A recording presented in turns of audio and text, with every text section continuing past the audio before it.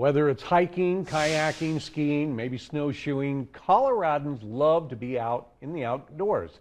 But a lot of the spaces meant for those activities are seeing a lot more use these days, which can, of course, harm the environment. That's where NoCo Places comes in. They're a group of 8 land management agencies all along the Front Range, working to protect open space while keeping it accessible. Andrew Hoffner has more.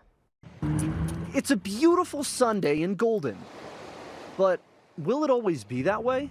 That's something NoCo Places Executive Director Steve Coffin is trying to make so. I think Coloradans have an instinctive feeling that we've got a problem. I think there's 2 things they don't know. One is that there's people out there trying to do something about it. The concern is everywhere in the Front Range. The problem is there's more and more people doing that. Another factor that's coming into play is our population growth. So all those things coming together is just causing our trails to be congested, wildlife to be impacted, the environment to be impacted.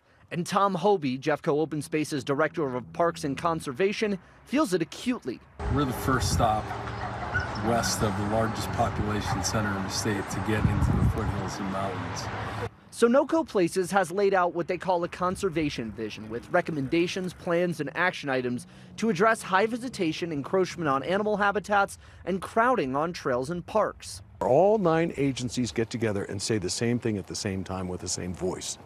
And that way it's going to have more impact than if each one does their own thing at different times. That notion of degradation of the land is at the core of the NoCo Places Conservation Recreation Vision. As NoCo Places says that now is the time to act to save what's made Colorado, Colorado. Unless we tackle these challenges in a holistic way, we're at risk of losing what makes Colorado a special place.